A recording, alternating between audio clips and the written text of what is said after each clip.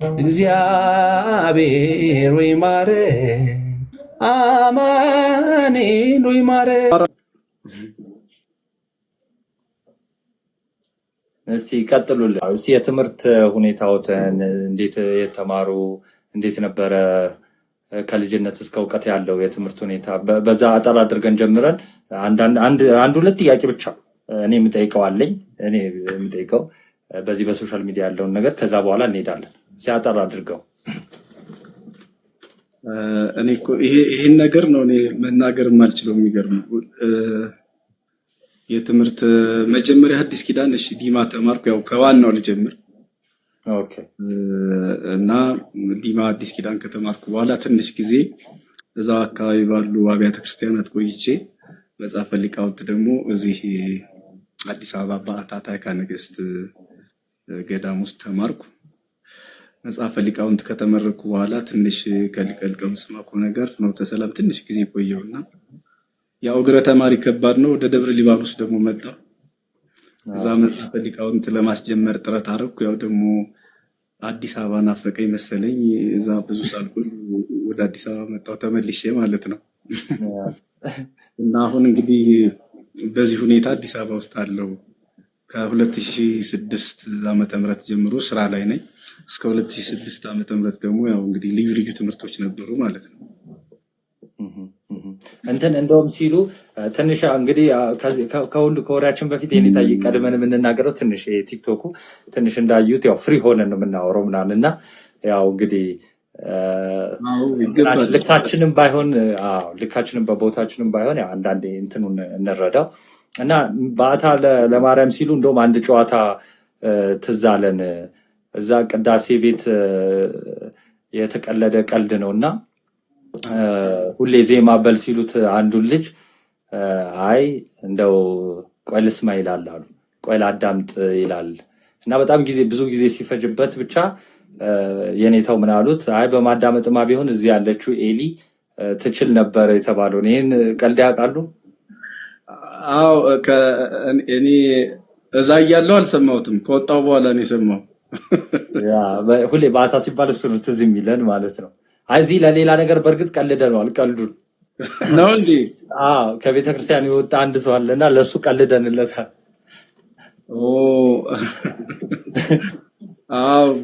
ትምህርት ቤት እንደመሆኑ መጠን በጣም በርካታ ነገሮች ይኖራሉ።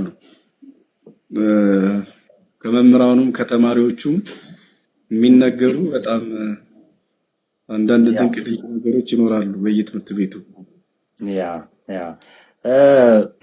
ወደ ቀጣይ እስቲ አንዳንድ ነገሮች እንዲሉን በጽሁፍ ደረጃ ያስቀመጡት በመጽሐፍ ደረጃም እንደገና ወደፊትም ደግሞ እየተጻፈ ያለ መጽሐፍ ምን እንጠብቅ? እስካሁንስ ያለው በጽሁፍ ደረጃም ያለ እንደዚህ አይነት ነገሮች እንዴት ነው? እስካሁን የሆነ ወቅት ላይ አንድ ግርግር ነበረ። በሱ ምክንያት እነዚህ የማርያሞች ጉዳይ ነገረ ድነት አይደለም።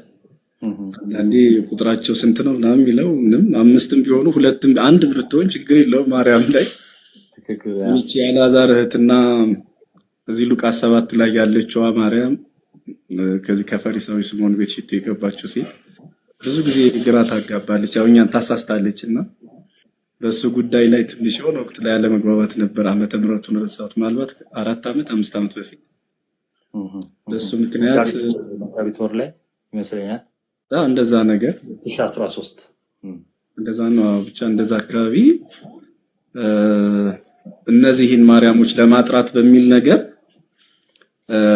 ጀመርኩ። ዝም ብዬ እንዲሁ አንዳንድ ምንጮችን አየሁ። ሀገራችንም ላይ ተመሳሳይ ነገር ነው። ሁለቱ ማርያሞች እንደሚለያዩ የአልዓዛር እህት እያልን በተለምዶ ስንሰብካት ኖረን፣ ግን ሌላ ናትና እቺ ሉቃስ 7 ላይ ያለችው ክርስቶስን 2 ጊዜ ቀብታለች ሽቱና ከሷ አንፃር የተጻፈ ነው ባጭሩ። ወደፊት ደግሞ እንግዲህ እግዚአብሔር ቢረዳኝ ያሰብኩት አለ። ግን ያው እንግዲህ ሰነፍ ነኝ ብዙ ወይ ደግሞ እንትን ይባላል መሰለኝ አንዳንዴ ኔጌቲቭ ቻርጅ ሳይኖር ፖዚቲቭ ብቻውን ብርሃን አይሰጥም። እዚህ አሁን ሁላችን ቤት ያለው የሆነ እንትን ይፈልጋል መሰለኝ። አንዳንድ ሰው እንደዛ ነው መነካት እና ወይ እንግዲህ እንደዛ አይነት አጋጣሚ ይፈልጋል መሰለኝ። አይ እግዚአብሔር ያውቃል። በተደጋጋሚ ግን በጣም እዚህ ሶሻል ሚዲያ ላይም ደግሞ እንዲናገሩት ማለት እዚህ እኛ መሀልም መጥተው እንዲናገሩት ከምፈልጋቸው እና በጣም በብዙ ዩቲዩቦች እንግዲህ ትምህርቶት አለ በጣም በብዙ ማለት ነው እና በተለያየ በቤተክርስቲያኒቷ መድረክ ላይ ብዙ ትምህርት ሰጥተዋል። ከዛ ውስጥ በጣም የምወደው ያው ሁሉንም እወዳለሁ፣ ግን በጣም በተደጋጋሚም ደግሞ ስፔሻል ስለ ቁርባን ሲያስተምሩ ሰምተናል። ስፔሻሊ አይ ቲንክ የህይወት አቅጣጫ 2 ነው የሚል ፕሮግራም ያየው መሰለኝ። እዛ ላይ ሰው እንዴት ነው ወደ ቁርባን መምጣት ያለበት? አሁን እዚህ ውስጥ ያሉ ወጣቶች ይበዛሉ እንደሚያዩት ነው እና ነገ እንዴት ነው ወደ ኃጢአት ብገባስ የሚል አይነት አመለካከት ከወጣት አንጻር ይኖራል። እንግዲህ በብዛት እነሱ ስለሚኖሩ ወጣትም ብቻ ሳይሆን እድሜው ትልቅ የሚሆነ ይኖራል አክቹዋሊ። እና እንዴት ነው ያ ነገርስ ምን አይነት ትምህርትን ያስተላልፉልናል? ያው እንደሰማው ነው ቪዲዮ ላይ ምንም ምናልባት እዚህ ውስጥ ላልሰሙት ለመናገር ካልሆነ ቁርባን ላይ ብዙ ጊዜ ሰው የሚጨነቀው ነገ ኃጢአት ልሰራ እችላለሁ የሚል ሀሳብ ነው ያለው። ከዚህ አንጻር ያው በዚህ ጉዳይ ላይ ትምህርት ይሰጥ ተብሎ የተሰጠ ትምህርት ነው እሱ ሆህተ ብርሃን ገርጂ ማርያም ማለት ነው። እና ማንም ሰው መቁረብ ይችላል ንስሐ ገብቶ። አንዳንድ ሰው ሳላገባ መቁረብ አልችልም የሚል ልማድ አለው። አንዳንዱ በልጅነቴ መቁረብ ገጠር በተለይ እንኳን ቁርባን መክፈልት ሲከለከል ማስታወሳለሁ በልጅነቴና ሁላችንም ባደግንበት አካባቢ እንደዚያ ነገር አለ። በቃ ይሄ አሁን ምንድነው ልማድ በጣም ከባድ ነው። ማሪሳቅ እንደሚለው ከሰይጣን ይልቅ ልማድህን ፍራ የሚለው በቃ ይሄ በስመ አብ ብለህ ነው እንደው ዝም ብለን በማማተብ የማይለቀን ክፉ ልማድ በጣም በጣም በጣም እና አሁን ይሄንን ሰሞኑንም እንደው አንድ ቦታ ሄጄ ስለ ማህበር እንዲህ ላይ ውይይት ተነስቶ እንደውችን ማሰሯን ከባችሁ የምትዘምሯት ነገር ምናምን ብዬ አረ እናቶቻችን ማን እንዲነካ እንፈልግ የሚል አንድ ሰው ገጠመኝ። አባቶቻችን እናቶቻችን፣ ሌሎቹ ግን በደስታም የሚቀበሉ ሰዎች አሉ። ያ የገባኝ ምንድነው እንደው አንዳንድ በፍቅር ዝም ብለን መቼም እግዚአብሔር የጎደለንን እየሞላ ኖረናል። ግን የሆነ ቦታ ላይ ልማዳችን ደግሞ ትልቅ ጫና ፈጥሮብን ክርስትናችንን በደንብ እንዳንረዳው ካደረጉን ነገሮች አንዱ ይሄ ነው። ይሄም የዛ ማሳያ ነው። ቁርባን በሕፃንነት አይቻልም፣ ስታረጅ ነው፣ ሳታገባ ወይ ሳትቆርብ ምንድነው ብቻን ሆነ እንደዚህ ምናምን አትችልም የሚል ነገር አለው እና ያው ጽዋውን የሚያነሳውት እንደዛው ነው። አንዳንድ እናቶች ወይስ የሌላቸው እንዲሁ ዝም ብለው ልክ እንደ ቁርባን አድርገው በጣም እንትን ሲሉ ታየውና እኔ አጋጣሚ ተገኝቼ አላውቅም ነበር። አይችን በጣም በደስታ የተቀበሉት አሉ። ሌላ ቦታ ግን ይችን ስደግማት ይቺ ነገር እንደው ብትቀርባሉ ምንድነው በቃ የእናቶች አባቶች ነገር እና ይቺ ማሰሯን መሳም ምናምን ነገር አለ። ከማሰሮ ጋር የሚገናኝ ነገር የለም እንደው ብዬ ስናገር፣ ሌላ ቦታ ግን በደንብ በስነ ስርዓት በቃ ተቀብለውታልና እንዲህ አይነት ልማዶች አሉ።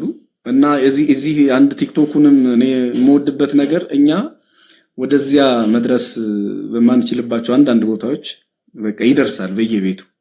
እኛ ወደ ምሕረቱ ላይ የመጣውን ሰው ነው፣ እናንተ ደግሞ በየኪሱ ትኖራላችሁ ማለት ነው። ስለዚህ በጣም ጥሩ አጋጣሚ ነው እንዲህ አይነት ነገሮችን ለማስተማር፣ እንዲህ አይነት ነገሮችን ተደራሽ ለማድረግ ንቃተ ህሊና በቃ በደንብ መጥቷል ብዬ አስባለሁና ቁርባኑ ላይ በማንም ሰው እዚህም ውስጥ ምናልባት አዲስ ሰው ካለ ከታች አሉት በማንም ሰው መቁረብ ይችላል። ግን ንስሐ ገብቶ ነገ ኃጢአት ልሰራ እችላለሁ ያው ከዚህ በፊትም እንደሚባለው ማንም ሰው ኃጢአት ላይሰራ ቆርቦ አያውቅም። መልአክም ትሆናለህ ተብሎ አይደለም። እኛ የምንቆርበው ብንወድቅ እንድንነሳ ነው። ሁለተኛ ደግሞ እግዚአብሔር እንዲጠብቀን ነው። ኃጢአት ብንሰራ ከአብ ዘንድ ጠበቃ አለን የሚለው እኮ ይሄው ነው። ኃጢአት ብንሰራ ነው የሚለውና ኃጢአት የሰራው ጠበቃ ያስፈልገዋል። ያ ጠበቃ ደግሞ አንዱ የጠበቃው መገለጫ በምንበላው ስጋ በምንጠጣው ደም በኩል የሚደረግልን ጥበቃ ነው። ከእግዚአብሔር ጋር የምናደርገው ህብረት አንዱ ይሄ ስለሆነ ማለት ነው። ስለዚህ ሰው ሲቆርብ ነገ ኃጢአት ላለመሳ አቁራቢውም ቆራቢውም ነገ ሊሳሳቱ ይችላሉ፣ ነገ ሊወርቁ ይችላሉ። ግን መጽሐፍ እንዳለ ጻድቅ 7 ጊዜ ይወድቃል፣ ክርስቲያን ማለት ነው አማኝ 7 ጊዜ ይወድቃል፣ 7 ጊዜ ይነሳል። በመነሳት ነው የሚጨርሰው። ስለዚህ ይሄ ምናልባት አገላለጹን እንግዲህ ሰው ትህትና የመሰለ ትዕቢት ይባላል። እንዲህ አይነት ነገር ወይ እኔ ለቁርባን አልበቃም ወይ እኔ ምናምን ከላይ ስታየው ትህትና ይመስላል፣ ውስጧ ግን አደገኛ የሰይጣን ወጥመድ አለባት። ትህትና በምትመስል ነገር እንዳለ ማራቅ ማለት ነው። እና ትህትናው መልካም ነው፣ መፍራቱ ጥሩ ነው። ግን ሰው ትህትናውን ማሳየት ካለበት፣ ፍርሃቱን ማሳየት ካለበት ንስሐ ገብቶ እንደሚገባ ሆኖ መቁረብ እንጂ እኔ ኃጢአተኛ ነኝ በሚል ሰበብ ኃጢአተኛ ሆኖ መቅረት ትህትና ሆኖ አያውቅም። እንደገና ደግሞ ለማይታወቅ የእድሜ ጣሪያ የሆነ ጊዜ ብሎ መቅጠር ምንም የምናውቀው ነገር የለም። ከዚህ አንጻር ነው እንግዲህ ስለ ቁርባን የተናገርኩት ባጭሩ። እውነት በጣም ደስ ይላል። ቃል ያሰማልን። ወንድሞች በጣም እያፈጠጡብኝ ነው፣ ግን ከዛ በፊት እኔ ውስጤ ሰላም እንዲሆን አንድ ብቻ ጥያቄ ላቀርብ፣ ይቅርታና ማለት ነው። በዚህ እንግዲህ ያው እንግዲህ በትንሹም ተቆራርጦ የሚሆን እንደሚከታተሉን ያው እንደሚያዩን ነግረውናል። እና በዚህ በሶሻል ሚዲያው አገልግሎት እና በጣም ከተለያዩ ቤተ እምነቶች ከክርስትና ውጭ ያሉ አንድ ነገር ይነሳል እና እዛ ነገር ላይ የሆነ ነገር እንዲሉን ስለፈለግኩ ነው። ምን አይነት ነገር ያነሳሉ? እንደው የቲክቶኳ ኦርቶዶክስ እና የመሬቷ ኦርቶዶክስ እንደው ይለያያሉ የሚል አይነት ነገር ያነሳሉ። እንግዲህ እርሶ ደግሞ ይኸው በቤተ ክርስቲያን አገልጋይ ኖት፣ መምህራችን ኖት። የሚናገሩት ነገር እዚህ ላይ ካለ ከዛ ወደ ወንድሞች ይሄዳሉ። የቲክቶኳ ቤተክርስቲያን እንግዲህ ቲክቶክ የሚባል ቤተክርስቲያን ለጊዜው እንግዲህ አላውቅም። ቤተክርስቲያን እንደዚህ ከሆነ እንግዲህ ቴሌቪዥን ላይ የኢትዮጵያ ኦርቶዶክስ ቤተክርስቲያን አለችና የቴሌቪዥኗ ቤተክርስቲያን አይባልም። ዩቲዩብም አለ፣ የዩቲዩብ ቤተክርስቲያን አይባልም። የኢትዮጵያ ኦርቶዶክስ ቤተክርስቲያን እንግዲህ ዩቲዩብም አለው፣ ቴሌቪዥን አለው፣ ልዩ ልዩ ሚዲያዎችን ልትጠቀም ትችላለች ቤተክርስቲያን። መጻሕፍቶች አሏት። ይሄን ሁሉ እንግዲህ ሐሳብ የሚገለጥበት ይሄ ዝም ብሎ እንዲሁ መንፈሳዊ ፖለቲካ ይመስለኛል ካልተሳሳት፣ ወይ ደግሞ ሌላ ስም ሊኖረው እንደሚችል አላውቅም። ማለቴ አንዳንድ እዚህ አካባቢ ሰይጣን ምን ይላል? እነዚህ እነ ቅዱስ ሐዋርያቱ በባህር ሲሄዱ ድንገት ክርስቶስ ታያቸው የሚለው ታሪክ ላይ እና በጣም ደነገጡ። ለምን ደነገጡ? በየብስ ያሸነፍነው ሰይጣን ደግሞ ባህር ላይ ሊያሰጥመን ይሆን ብለው ፈሩ የሚል ትርጓሜ ያለውና አንዳንድ ጊዜ ቆሮንቶስ ላይ የተሸነፈ ሰይጣን ቃና ላይ መሄዱ አይቀርም። እዛ ዮርዳኖስ ላይ የተሸነፈ ያፈረ ሰይጣን የሆነ ቦታውን እየቀያየረ አለ አይደል? አንዴ በምድረ በዳ፣ አንዴ በቤተ መቅደሱ ዝንቦ ላይ፣ ሌላ ጊዜ ደግሞ ወደ ሆነ ቦታ እንዲህ ነው። ቦታ ይቀያይራል፣ ቃል ይቀያይራል። ሰይጣን ሁሌም እንዲህ ነው። በተመሳሳይ ቦታ በተመሳሳይ ነገር ሰውን አይፈትንም። ክርስቶስ ላይ እንኳን እንግዲህ እንዴት ሲለዋውጥ እዚህ ድል ብነሳው እዛዛ እያለ ሲቀያይር ነው የምናየው። እና የሰይጣን የተለመደ ታክቲክ ነው የሚመስለኝ በመጽሐፍ ቅዱስ የዛኛው የዚህኛው ማለት እና የቲክቶኳን ቤተክርስቲያን የሚባለው እንግዲህ ከተባለ እንኳን ጥሩ፣ በነገራችን ላይ ጥሩ ጎንም እኮ አለው። ቲክቶክ ቤተክርስቲያን ሆኗል ማለት ነው ከዳንስ አልፎ በጣም ደስ ይላል። ምናልባት ቅርብ ጊዜ ዝም ብዬ እንዲሁ ሳነብ አንድ ካህን አሉና ኪንድልን አንብብ ብለው ሰጥተውኝ አንዳንድ የውጭ መጻሕፍቶችን በስልኬ እንዳይ በዚሁ አጋጣሚ ያው ቀሲስ ሙሴ በምድር አሜሪካ አመሰግናለሁና ሳይ እንዲያ የውጮችን መጽሐፍ አዶኒቶሎጂ ቸርች የሚል አየውና በጣም ነው የገረመኝ። ውዝዋዜ ይሄ ከሴቶች ተፈጥሮ ጋር ያለ ነገር ነው። ምናልባት ቲክቶክ ላይ ጸያፍ ይሆን እንዴ? የሴት መቀለጫ የሚያመልኩ ሴቶች አሉ፣ ወንዶች ይሄንን የሚያመልኩ አሉ።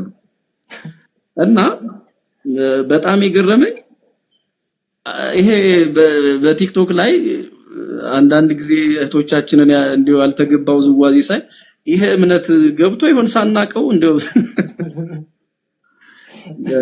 እንዲህ አይነት ነገር ደግሞ ይሄንን ስታዩት ያኛው ኃጢአት የሚሰራበት ከሆነ ያልተገባ ነገር እንግዲህ ሰዎችን ማዝናናት በራሱ ኃጢአት ነው ብዬ አልመጻደቅም።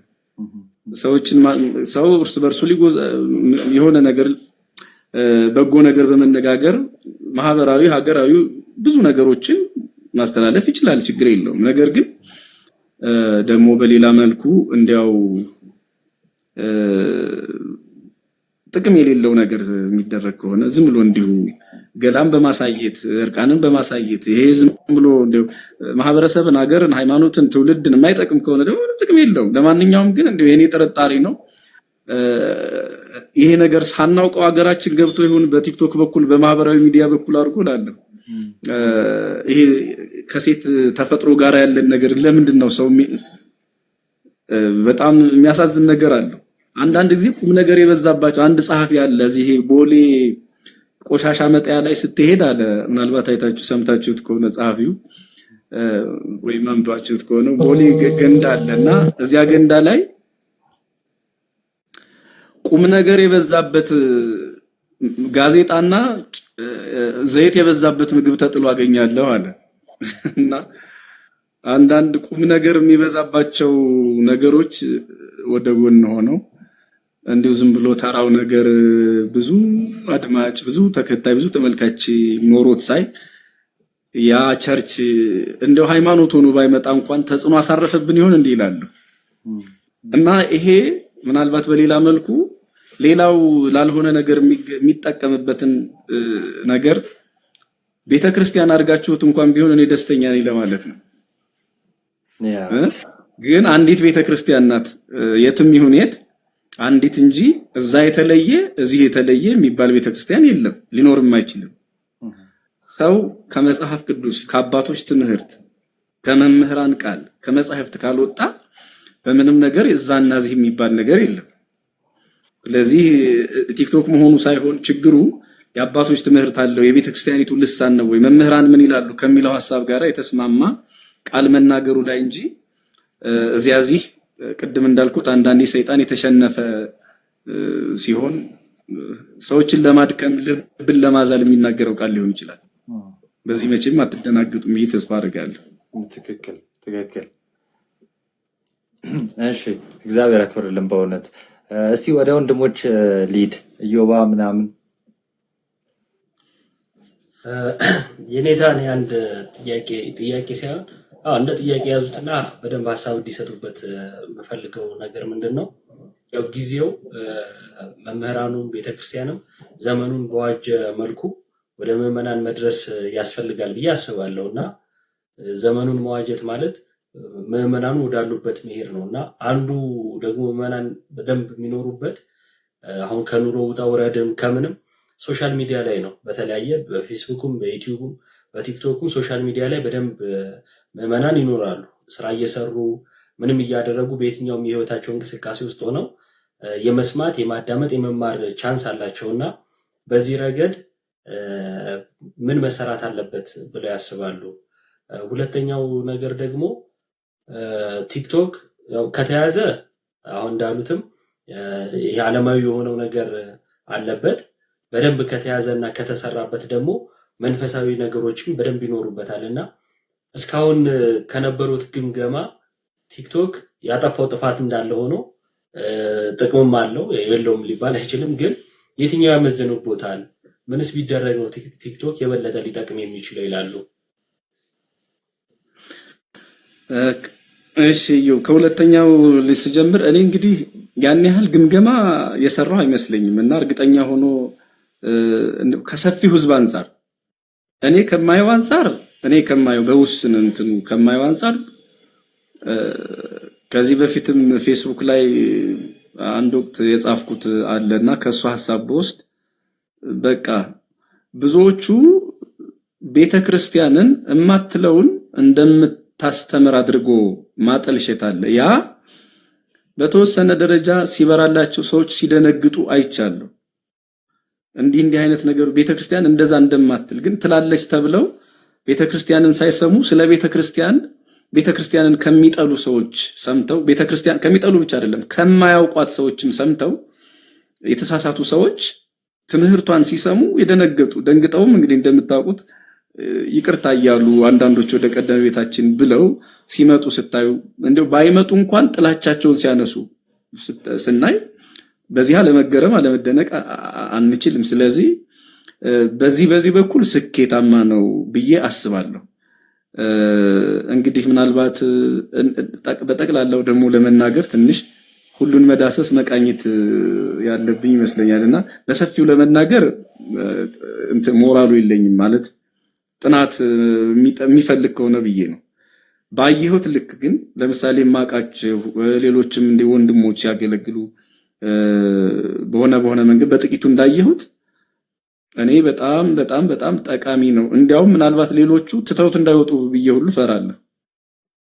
በሌላ በኩል ያሉት እነዚያኞቹ ወንድሞቻችን ብዬ ነው። በቃ ሰው የኦርቶዶክስ ተዋህዶ ቤተክርስቲያንን ትምህርት ሲሰማ እኔ እኮ በጣም አንዳንዴ በነገራችን ላይ ስናደድ አላይም እንዲህ አንዳንድ አልጨርሳትም እቺ ትንሿን ሰከንድ እንኳን ለምሳሌ አንድ ወንድም ከናንተ ጋር ከማናችሁ ጋር እንደሆነ አላቅም ስለ ውሃ ጥምቀት ሲከራከር እየሰማው የተቆራረጠው ነው ያየሁት።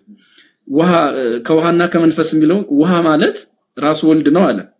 በትርጓሜ ያምንም ግን ከሱ መጽሐፍ ሲያጣ ከትርጓሜ መጽሐፍ አምጥቶ ሊከራከር ይፈልጋል። ከኦርቶዶክስ ቤተክርስቲያን በትርጓሜ እኮ ያምንም።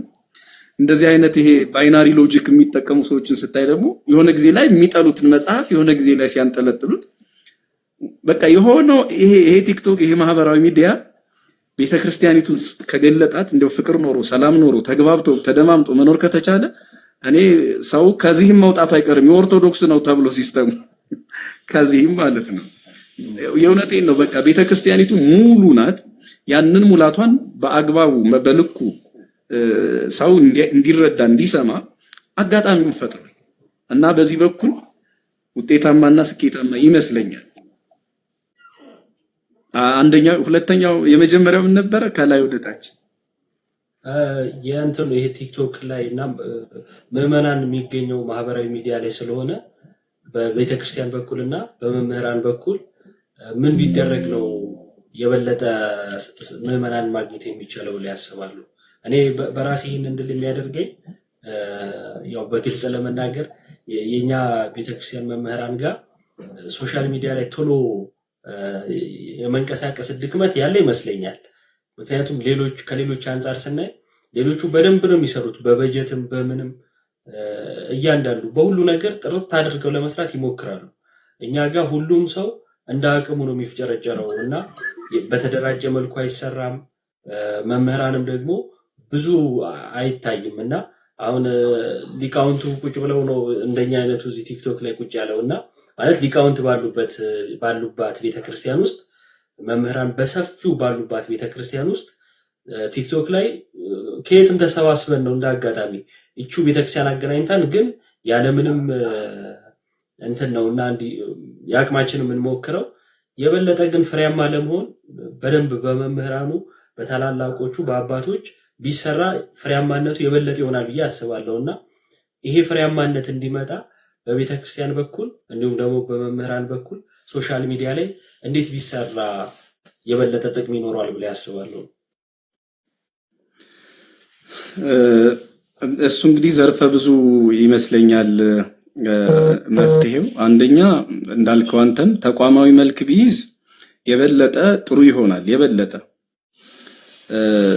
ያው ቅድም እንዳልከው ነው። ልክኛ መምህራኑ ወደ አዲሱ አሰራር መግባት እንደሚከብደን ተቋሙም እንደዛ መሰለኝ። እንግዲህ አላቅም ያው እንደ ተቋም በዚህ ደረጃ ለመስራት አሁን ቲክቶክ ሲባል የልጆች መጫወቻ እንደሆነ ነው የሚሳለው። ብዙ እንደዛ ነው። ማያውቁም ነገረኛ እነዚህ ሽማግሌዎች ወይም ደግሞ ትልልቅ ሰዎች የማይገኙበት ተብሎ ነው የሚታሰበው። አሁን ስዕሉ እንደዛ ነው። እንዳልከው ግን ሌሎቹ በደንብ ትውልድ ላይ እየሰሩ ነው። በደንብ ሌሎቹ ተቋማት ማለት ነው። ስለዚህ እኛ እንደ ተቋም ትንሽ ዘግይተናል። ሌላውም ላይ ቢሆን በእርግጥ ይሄ ተደራሽ ለመሆን ብዙ አይደለም ታሪካችን በራሱ ማለት ከአዳዲስ ነገሮች ጋር ቶሎ መሄድ በታሪካችንም ዝም ብሎ ትንሽ ፈዘዝ ያለ ነገር ነው።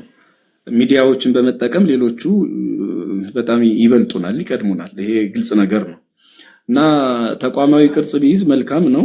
ምናልባት አንድ ልሳን እንዲኖረን አንድ ልብ እንዲኖረን ማንም ምናልባት አንዳንድ የትርጓሜ ስልቶች አሉና እንዴት እንቀበላቸው፣ እንዴት እንተርጉማቸው፣ እንዴት እናብራራቸው፣ በዚህ ጉዳይ ላይ ምን ብለን አንድ ልብ ይኑረን፣ አንድ መልስ ይኑረን የሚለው ላይ የጋራ ሐሳብ የጋራ ቃል እንዲኖረን በመጻሕፍት ደረጃ በትርጉም በራሱ ወጥነት የለም። ምናልባት እንዲሁ በመሐል ላንሳው ባልጠየቅም እንዲሁ እኔ ላገናኘውና ለምሳሌ 1000 ዓመት በራእይ ዮሐንስ ላይ 1000 ዓመት ከየትኛውም ጉባኤ የተለያየ መልስ ነው ያለው። 1000 ዓመት ክርስቶስ መጥቶ ይነግሳል ወይስ አይነግስም? በየቦታው በትርጓሜ ይለያያል። በዚህ ጉዳይ ላይ ልዩነት ፈጠርክ ብሎ አንዱን እንደሌላ ነገር ማየት የለበትም። ሌሎች መጽሐፍ ቅዱስ ላይ በትርጓሜ ደረጃ የማያግባቡ ከነ ልዩነታቸው ያሉ ዝም ብለው እንዲሁ ትርፍ ዕውቀቶች አሉ። ትርፍ ዕውቀቶች ማለት ይሄ ከነገረ ድህነት፣ ምስጢረ ሥላሴ፣ ቁርባን ምናምን ጥምቀት ከምንላቸው ነገሮች የተለዩ ከነሱ ጋር ግን ዝም ብለን እንደ ቅርንጫፍ አብረን የምናያቸው ሌሎች ነገሮች አሉ። በዚያ ጉዳይ ላይ ሊቃውንት እየተከራከሩባቸው ገና ያሉ ነገሮች አሉ። እንግዲህ በምድር ላይ ያለን እስኪበራልን እስኪገለጥልን ድረስ እንዲሁ የገባንን ያህል ብቻ ነው የምንናገረውና በዚህ ጉዳይ ላይ ግን አንድ የጋራ ሐሳብ እንዲኖረን ምን እናድርግ የሚለው ላይ እንደው ምናልባት አንድ ልብ እንዲኖር ከማድረግ አንፃር ተቋማዊ ቅርጽ ቢኖረው ብዬ እመኛለሁ። በሌላ መልኩ ግን መምህራኑ ወጣቶቹ በተለይ ወደዚህኛው መጥተው በደንብ ከትውልዱ ጋር ቢሰሩ ጥሩ ይመስለኛል። ግን ችግሩ ምንድነው? ትንሽ ኮሜንት ከሌላ ቤት ይመጣና አንተ ደግሞ ምናምን የሆነ ብቻ ነገር ስትመጣ ያውኛ አለም ቆዳችን ስስ ነው።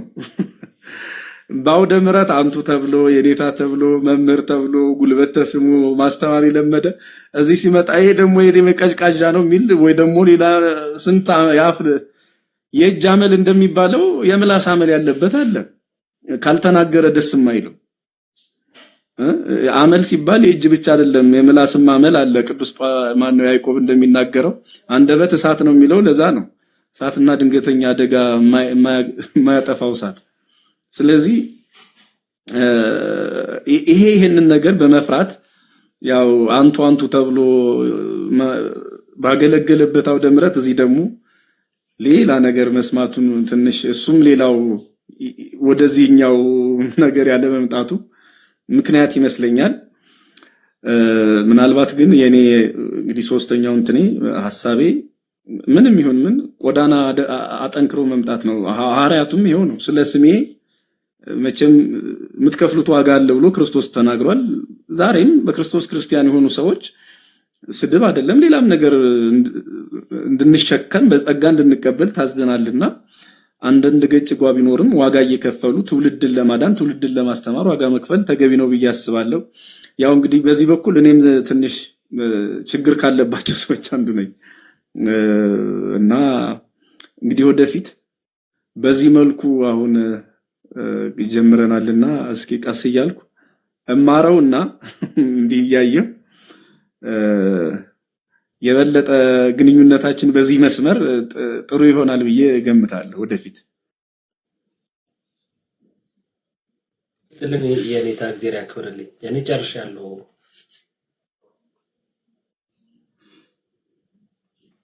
ይሰማል የኔ ድምፅ?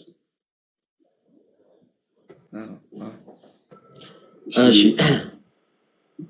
እንኳን ደህና መጡ መምህር። የኔ ጥያቄ አንድ ነው።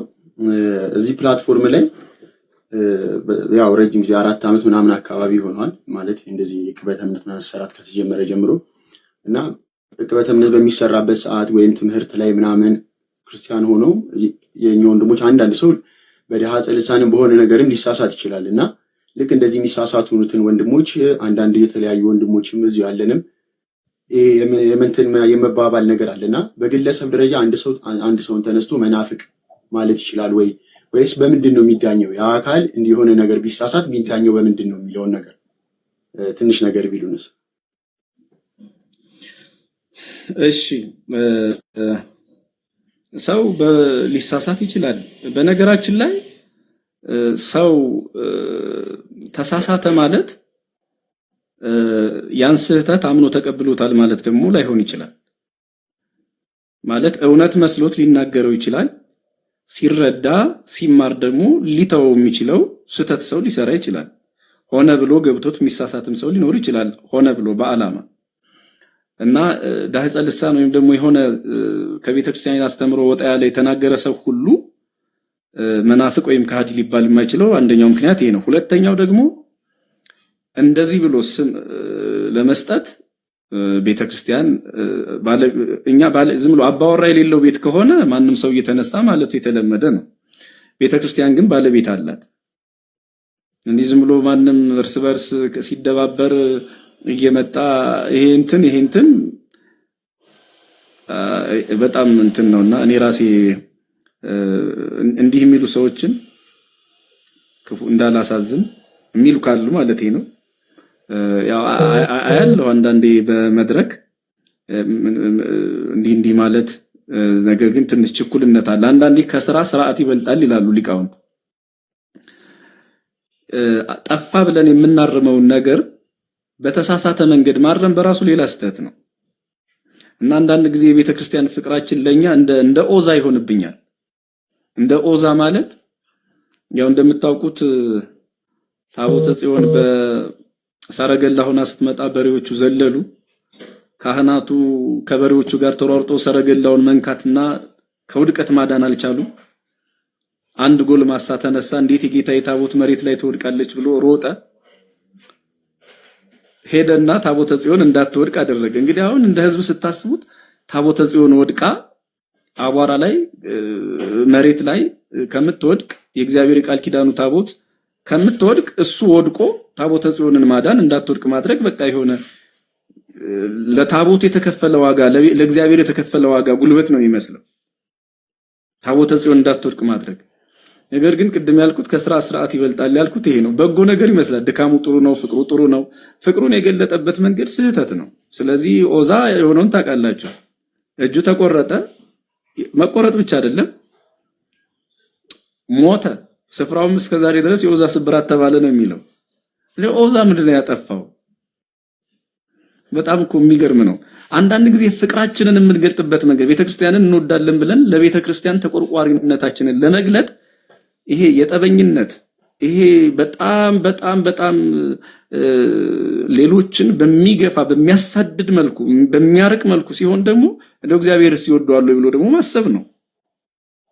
እስከ መጨረሻው ድረስ የሰዎችን ትዕግስት ማየት ምናልባት እንደው ሳቱ የምንላቸው ሰዎች እንኳን ሲመጡ ነገሮችን ደጋግሞ በማስረዳት የሚሆን ነገር ነው እንጂ አንደኛ በራሳችን መንገድ ነቅፈን በራሳችን መንገድ ደግሞ ከነቀፍን በኋላ እንደው ፖሊስም ጠበቃም ዳኛም ይሄ በጣም አደገኛ ነገር ነው። ከዛ ምስክርም ሆኖ እንግዲህ ደግሞ የሆነ አራት ነገር ባንዲ በጣም ከባድ ነው እና ቤተክርስቲያኒቱ ከስራ ስርዓት ይበልጣል ስትል ወይም ሊቃውንት ይሄን ሲሉ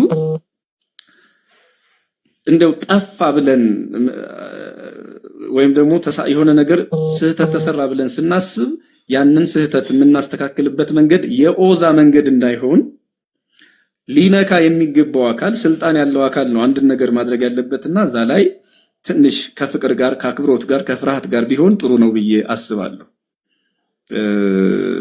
ይሄንን ነው የምለውና እንግዲህ አጭሩ ነገር ይሄ ነው። አንዳንድ ጊዜ ግን ያው እንግዲህ ቅድም እንዳልኩት ነው ፍቅር አንዳንዴ ለቤተ ክርስቲያን የቀና ሲመስል ልክ እንደ ሳውል ሰዎች ወይም ደግሞ ልክ እንደ ኦዛ ወይም ደግሞ በቤተ ክርስቲያናችን ታሪክ ልክ የዮሴፍ ልጅ ዮሳ ታስታውሱታላችሁ። የዮሴፍ ልጅ እመቤታችን ስደት በወጣችበት ጊዜ የሚል ታሪክ አለና ድንግል ማርያም ሰሎሜ ዮሴፍ ተቀምጠው ሳለ ደህና ዋላችሁ ደህና አደራችሁ ሳይል ዮሳ አረ የሄሮድስ ወታደሮች እየመጡ ነው ይሄን ልጅ ሊገሉት ነው እባካችሁ ይሄን ህፃን እንዳታስገድሉት ቶሎ ሩጡ ሲል ደህና ዋላችሁ ደህና አደራችሁ ባለማለቱ ምክንያት በጽጌ ወቅት ታስታውሱታላችሁ። ዮሳ ወልደ ዮሴፍ ምን ተገብረ ኃጢአተ የዮሴፍ ልጅ ዮሳ ምን ኃጢአት አደረገ? በእንተ ዛምጻ ዜና ያደነግዘክ ግብተ ምንም ኃጢአት አልሰራም። ድንገት ደህና ዋልሽ የሚል ቃል ደህና አደራችሁ ደህና ዋላችሁ የሚል ቃል ባለመናገሩ ምክንያት እና አንቺን ስላስደነገጠች ነው እንጂ እና ተቀስፎ እዚያው ነው የሞተው ዮሳ። በቤተክርስቲያን ታሪክ እንግዲህ ዮሳ ለምን ሞተ የሚለውን ስናየው በቃ ዮሳ ለድንግል ማርያም ፍቅር ብሎ ነው ለልጇ ፍቅር ብሎ ነው። ለካ እናቱንም ስንወዳት ስርዓት ባለው መንገድ ነው። ስርዓት በሌለው መንገድ ድንግል ማርያምን መውደድ አያጸድቅም።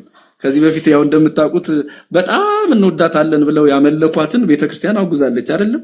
አንዳንድ ጊዜ እንግዲህ በዛ ቤት ያሉ ሰዎች የሚያሳዝኑኝ ድንግል ማርያምን ማምለክ ያወገዘች ቤተክርስቲያንን ነው ድንግል ማርያምን ታመልካለች ብለው መልሰው እኛኑ የሚከሱ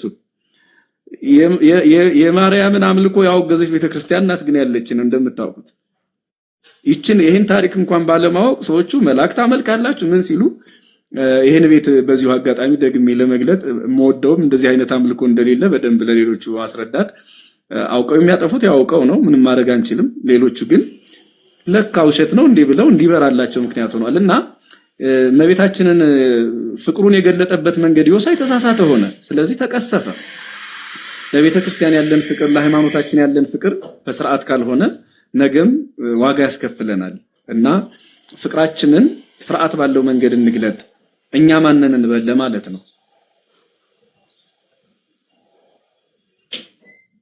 አሰማለን ቀጥሉ ወንድሞች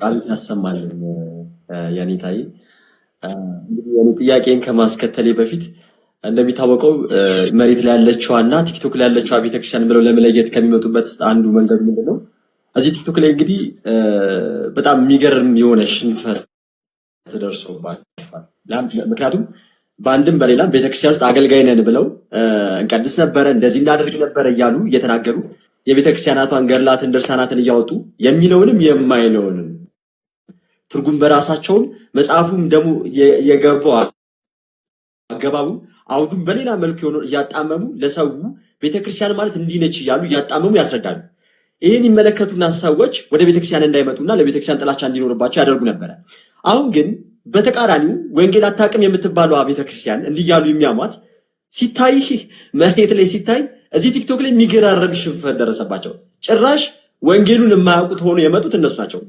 አንዱን መጽሐፍ ቅዱስ ያኑ መጽሐፍ ቅዱስ ብቻ ብለው 40 ምናምን ሺህ በላይ የሆነ ዲኖሚኔሽን እስኪኖራቸው ድረስ በአንዱ መጽሐፍ ቅዱስ ስክሪፕቸር አሉን ብለው ብዙ አይነት ትርጉም ብዙ አይነት እምነት ለከ የተለያዩ ቤተክርስቲያን ለማጥቃት ግን አንድ የሆኑ ህብረት እንደሆኑ ተረዱ አሁን ብዙዎች ጥያቄ መጣባቸው ማለት ነው እንደዛማ ከሆነ ቤተክርስቲያን እንዲማ ከሆነች አናቃትም ነበር ማለት ነው ሲሉ ምን ማድረግ ጀመሩ ማለት ነው አይ መሬት ላይ ያለችው ቤተክርስቲያን ሌላ ነች አሉ እዚህ ጋር ያሉት ያጨረበሩ ነው ምክንያቱም መሬት ላይ ያለችዋን ሄደው ለማየት ምን ያስፈልጋል ቤተክርስቲያን ሄደው ቀርበው ማወቅ ወደ ቤተክርስቲያን ደግሞ እንዳይመጡና እንዳይቀርቡ ደግሞ ምን ብለዋቸዋል ጣዖት አምላኪ ነች እንደዚህ አድራጊ ነች እንደዚህ እንዳይቀርቧት አድርገዋል መሬት ላይ ተቻለ ስለዚህ በአንድም ሆነ በሌላ መንገድ ግን የቤተክርስቲያን አስተምሮ በምን አወቁ ቲክቶክ ላይ አሁን የኔ ጥያቄ አንድ ነው ብዙ ጊዜ ተብሏልም ተነግሯልም ሊሆን ይችላል አሁን ገድላት ድርሳናት የሃይማኖት መከራከሪያ ናቸው ገድላት ድርሳናትንስ ቤተክርስቲያን እንዴት ነው መታያቸው የኔ ታየ ይሄ ነው የኔ ጥያቄ በጣም ይቅርታ ኔትወርክ ከተቆራረጠ ግን እሺ ናቱዬ ምናልባት አሁን እየጠነከረ መጣ እንግዲህ ሲኖዶሱ ጥሩ ነው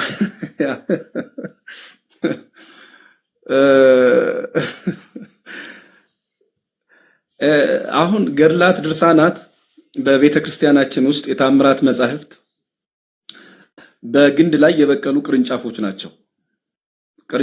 ናቸው ምንም አንድና ሁለት የለውም ግን ከዚህ በፊትም በሌላ ቦታ እንዳልኩት እኔ አሁን እነዚህ ገድላትና ድርሳናትን ሰዎቹ ሳይቀበሏቸው መከራከሪያ ማድረጋቸው ለኔ ምንም ትርጉም አይሰጠኝም ለምሳሌ ደግሜ ምሳሌውን ብናገር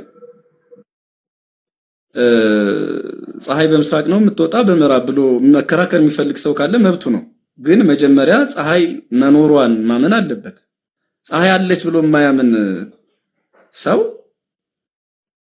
መጀመሪያ በሌለች ፀሐይ ላይ እንዴት ነው ምስራቅ ምዕራብ ብሎ መከራከር የሚቻለው መጀመሪያ መኖራ ህልውናቸውን ማመን አለበት ህልውናቸው ገድላት ድርሳናት ታምራት መጻሕፍት እነዚህ በመኖራቸው ከታመነ ሊኖሩ ይገባል ብሎ ከታመነ በኋላ በይዘታቸው ላይ መነጋገር እንችላለን ችግር የለው ይቅርና ገድላት ድርሳናት ወይ ታምራት መጻሕፍት በመጽሐፍ ቅዱስ ላይ እኮ ከቃል አንፃር ከብዙ ቋንቋዎች ከብዙ ጊዜ ከብዙ ልሳኖች የመጣ እንደመሆኑ መጠን ወይም ደግሞ ከተለያዩ ልሳኖች የመጣ እንደመሆኑ መጠን በዚያ ላይ እንኳን እይታዎች ሁሌም አይቆሙም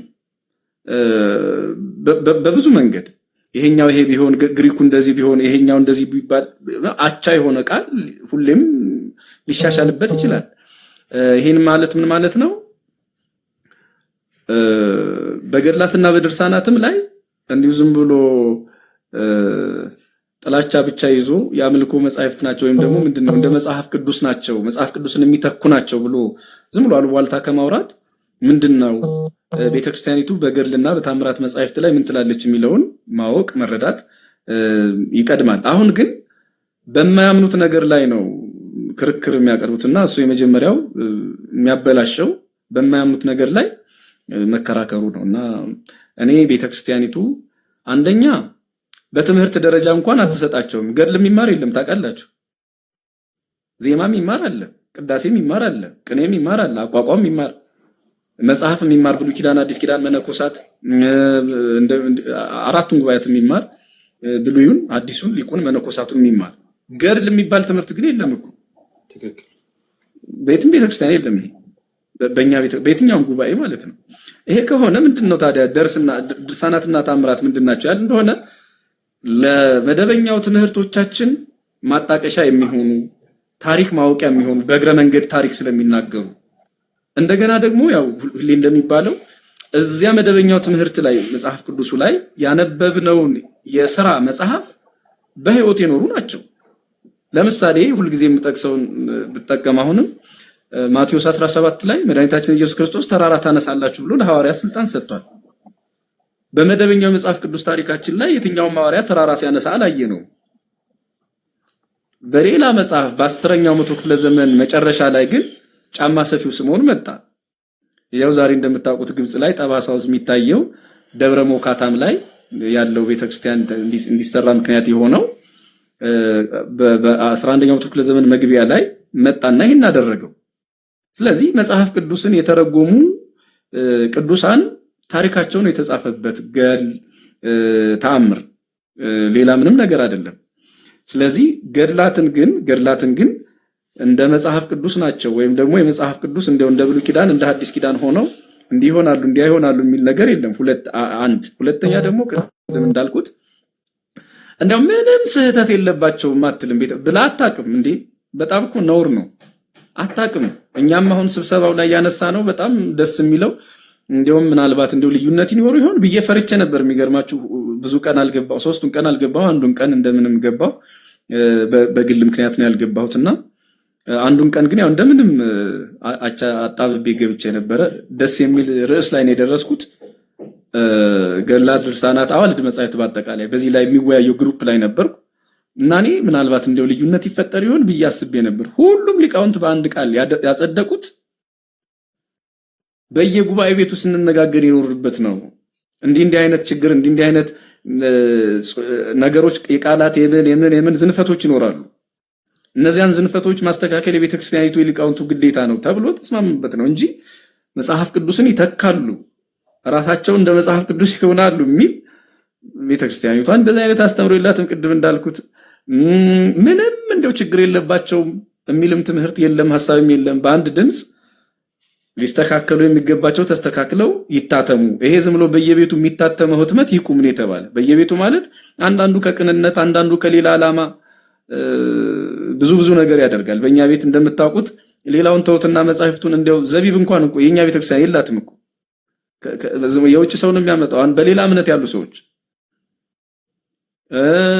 አልባሳቱን ብትመለከቱ አብዛኞቹ በደንብ እንደው ሰው የሚወዳቸው አገልጋይ የሚወዳቸው የውጭ ነው፣ የግሪክ የምናምን ነው የሚባለው።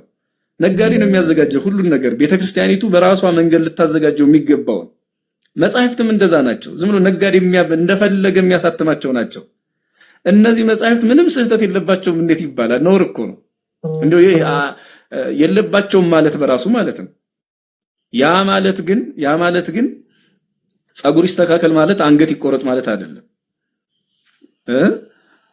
የቃላት የሐሳብ የምን ዝንፈት አለባቸው ማለት እንደው ገድላት አያስፈልጉም የሚል ድምዳሜ ያለው ሰው ደግሞ እሱ ካለ እብድ ነው። ያስፈልጉናል። ቅዱስ ጳውሎስ እንደተናገረው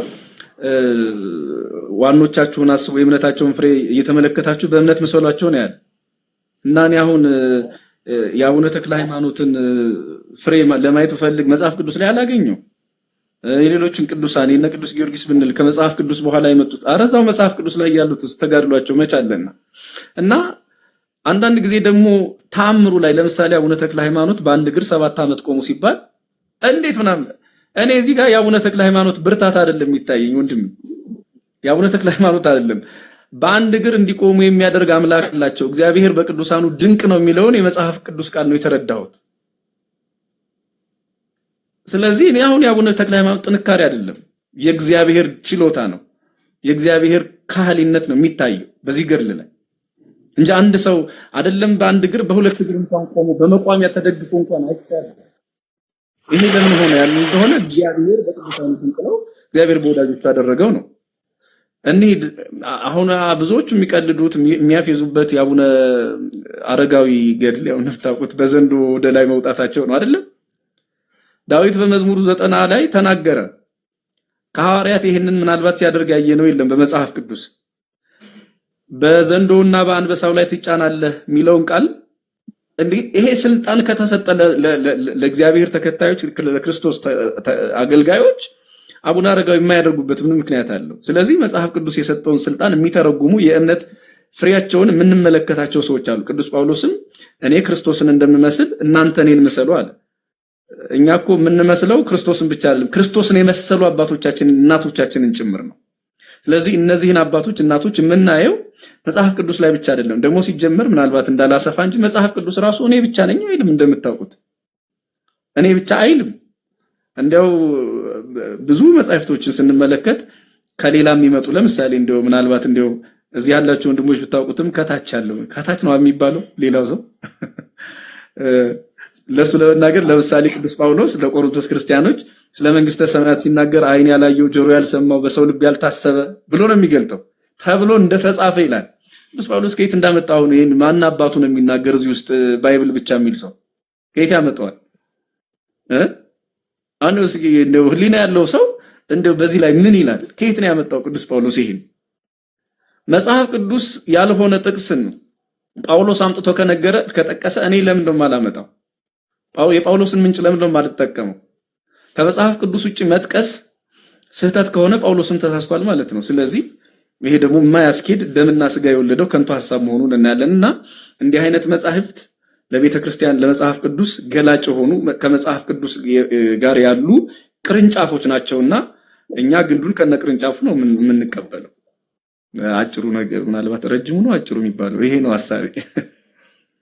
እሺ ቃልት ያሰማልን የኔታዬ። እንግዲህ እዚህ ውስጥ ፕሮቴስታንቶች ካላችሁ ዛሬ በደንብ የተመለሰላችሁ ይመስለኛል።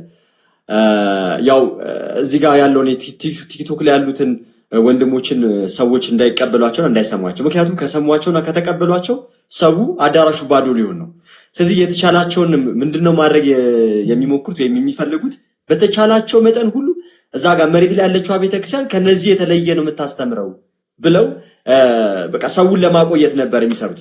እና ዛሬ ብዙ ፕሮቴስታንቶች እንግዲህ እንደሚጠይቁ እንደሚፈልጉ የቀደመችዋን ቤተክርስቲያንን እንደሚያጠኑ አባቶች ምን እንዳስተማሩ እንደሚያነቡ ምናምን የዛን ሰዓት ላይ ትክክለኛይቷ ዳግማዊት የኖህ መርከብ የሆነችው ክርስቶስ ኢየሱስ ራስ የሆነላት እርሷ አካሉ እኛ ደግሞ ብልቶች ሆነን ተሰባስበን ወዳለንባት ወደ አንዲቷ ህብረት ይመጣሉ ይጨምራሉ ብለን እናስባለን።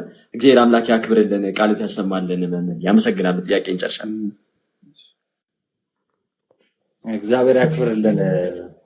በጣም በእውነት ደስ ብሎ ነበር። በጣም እየሰማን የነበረው ወደ 2800 ሰው አለ። እኔ የኔ ስሜት ነው የሚጋሩት በእርግጠኝነት በጣም ደስ ብሎ ነው እና ቃሉን ያሰማልን። ጋዶ መጥቷልና ከጋዶ በፊት ወይ ደግሞ ቆይ ጋዲ አንተሽ መኩም አለ። እስኪ እናንተ ቀደሙና ሐሳብ እንዲነሳ የምትፈልጉት ነገር ካለ እኔ አንድ የምናገራት ነገር አለች ማለት ነው። አላችሁ መኩ ካለ ቀጥል። እሺ ይሰማል ድምጼ ነው? ይሰማል። እሺ እግዚአብሔር ሜቢ ወደ ኋላ ሊቀር ይችላል ድምጼ ትንሽ ኔትወርክ እንትን እያደረገኝ ነው። ቃልዮት ያሰማልን መምህራችን፣ በእውነት ቃልዮት ያሰማልን። ሁላችሁም ብዙ ነጥቦች ተነስቷል። ላነሳ የነበረው መጀመሪያው ሐሳብ ያው በደንብ ተመልሷል። በተለይ ስለ ገድላትና ድርሳናት እንዴት መታየት አለበት፣ ስህተቶች ውስጥ ሊገኙበት ይችላሉ አይችሉም ወይ የሚለውን እነዚህ ሁሉ ያው ሲነገር ስለነበረ አሁን እንግዲህ ግልጽ ማብራሪያ ስለሰጠ እግዚአብሔር ያክብርልን በእውነት። ያው አንድ ጥያቄ ለመጠየቅ ያክል ቤተክርስቲያናችንን ብዙ ጊዜ ምን አድርጎ ይስላሉ፣ እንዲያው ጣዖታትን ታመልካለች ምናምን አይነት ብሎ የትምህርቷ ዶግማ የሆነውና ዶግማ ያልሆኑትን ትምህርቶችን ለምሳሌ ስለ ቅዱሳን ስዕላት ሊሆን ይችላል የተለያዩ ያነሳሉ።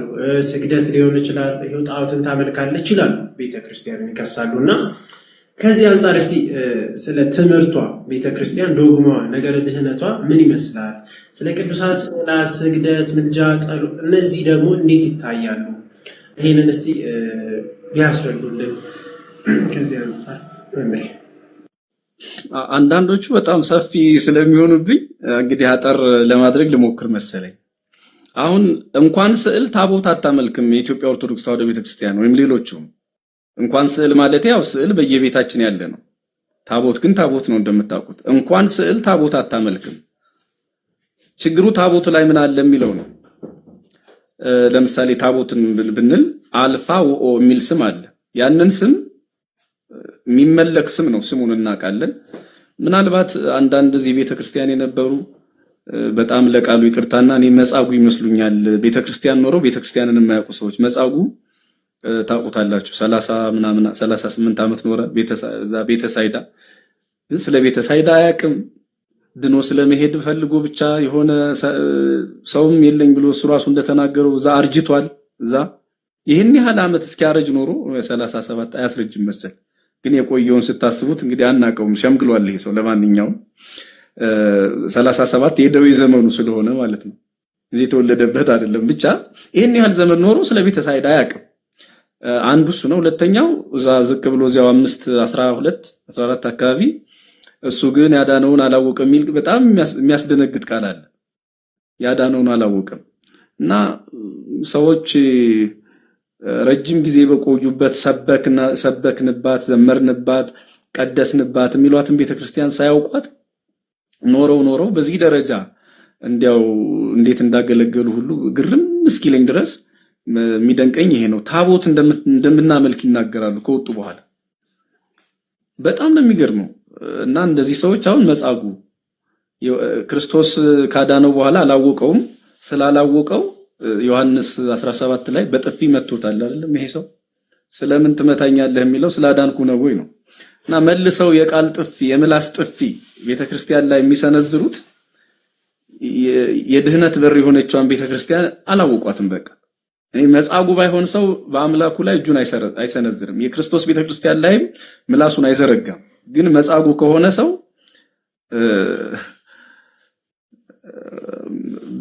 ብቻ ብዙ ነገር ያደርጋል። ለማንኛውም ብዙ ነገር ይናገራል። እና ካላወቀ ሰው በቃ ባላወቀው ልክ ነው የሚናገረው።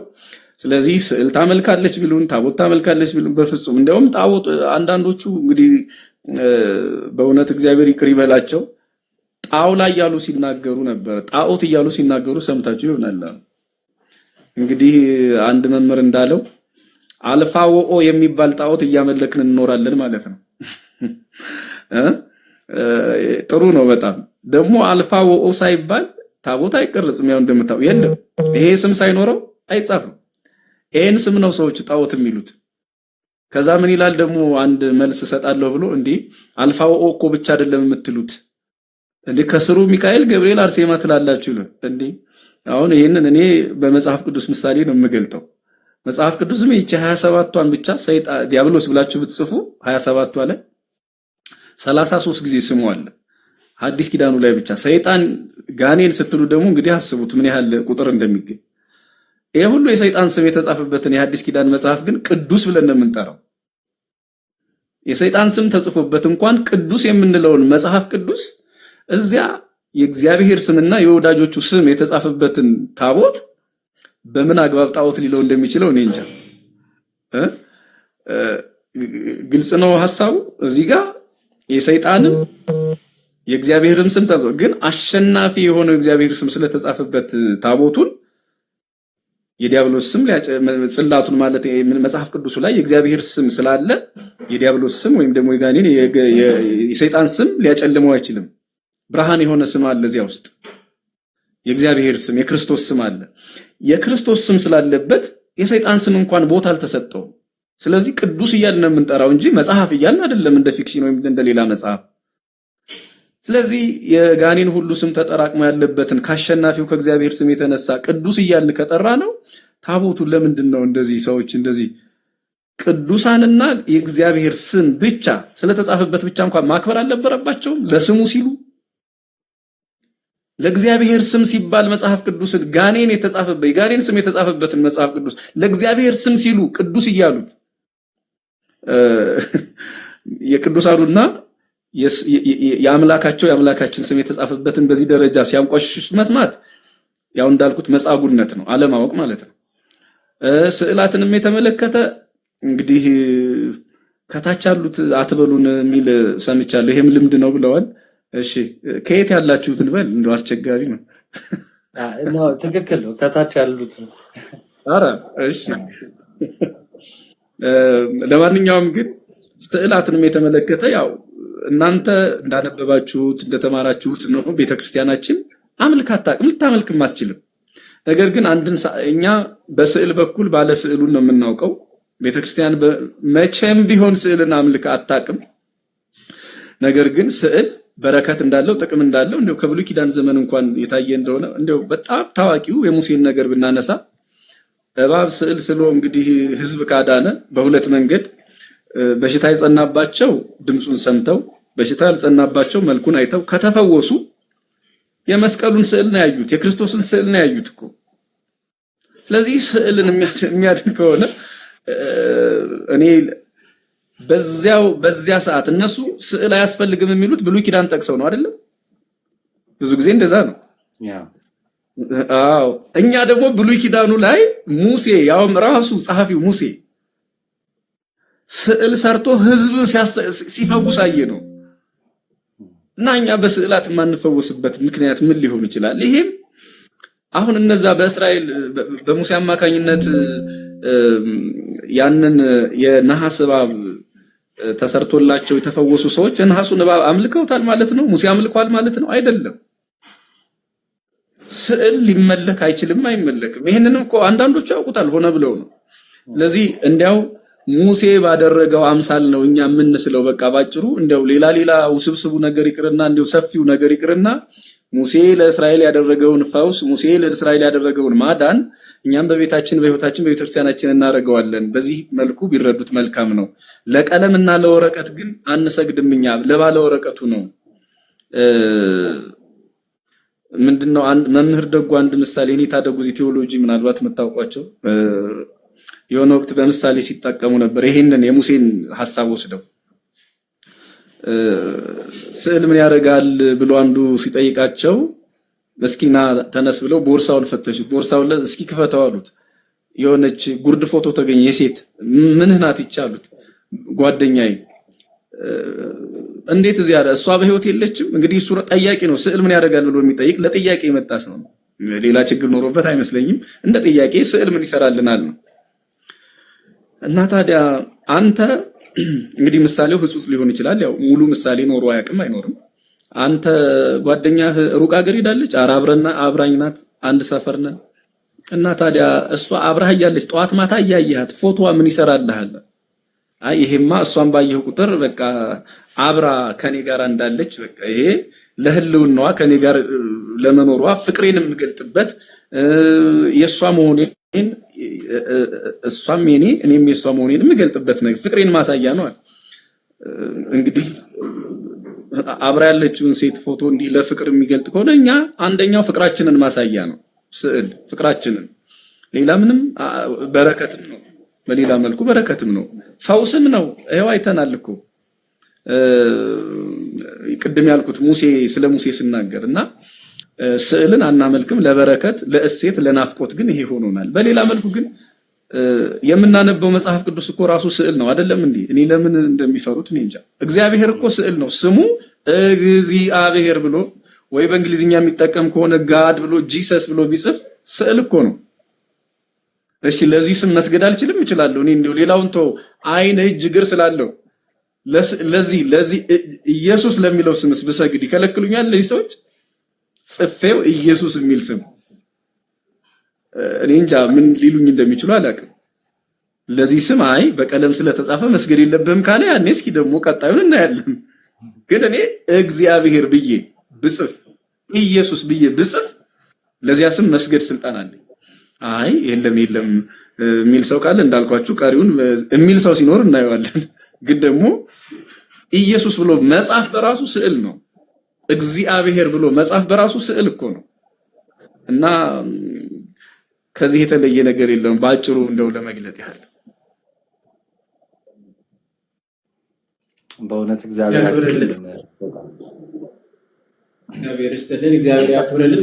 በደንብ አብራርተውልናል። እንዲያው ብዙ ጊዜ የምንቀጸፍበት ነው እና ይቀጥፋሉ። ያው እና ያው እዚህ ውስጥ ያላችሁ በተለይ ፕሮቴስታንት የሆናችሁ ወደ ቤተክርስቲያን ለመጨመር ብላችሁ በጣም የከበዳችሁ ይህንን መልስ ሰምታችኋል። ቤተክርስቲያን ቅዱሳን ስዕላትን እንደማታመልክ ለቅዱሳን ስዕላት ሳይሆን የቅዱሳን ስዕላት ባለቤት ለቅዱሳን ስዕላት ባለቤት እንደምትሰግድ ክብርን እንደምትሰጥ ያው ደግሞ ስዕላትም ያው ቅዱስ መጽሐፍን እንደምናከብረው ሁሉ እንደምናከብረው ያንን ገልጾልናል። እግዚአብሔር ያክብርልን። እንዲያው ከነኩ አንድ ከተፈቀደልናት አንድ ጥያቄ ብቻ ቅድም ነካክቶታልና መምህር ይፈቀድልኝ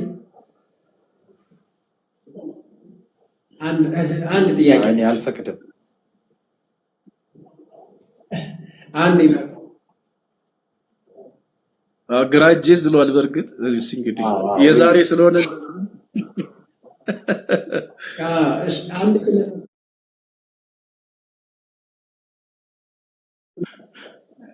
አረጋድ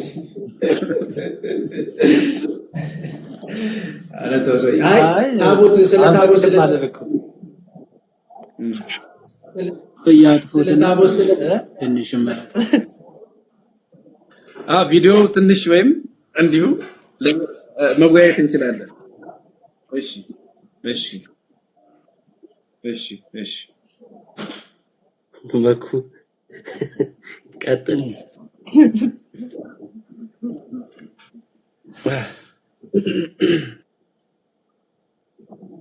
እሺ ይሰማል መምህር?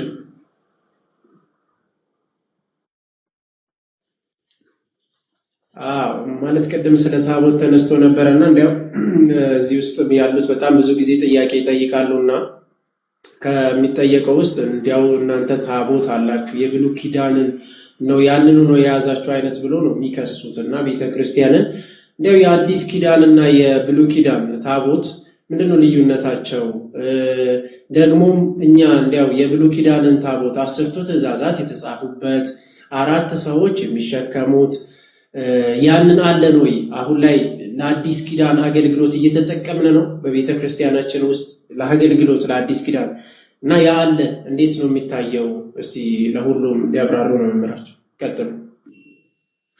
ይሄ አጭር ነገር ነው። እኔ ምንም አሁን በዚህ ጉዳይ ላይም እንደው ብዙ ወይ ደግሞ ራስ እንደው ከሰዎቹ ጋር እንደው ሰፊ ውይይት ካልሆነ በስተቀር ለምን መሰላችሁ በቤተክርስቲያን እንዲህ አይነት የብሉይ ኪዳኑን ብናመጣው ይቀበሉናል?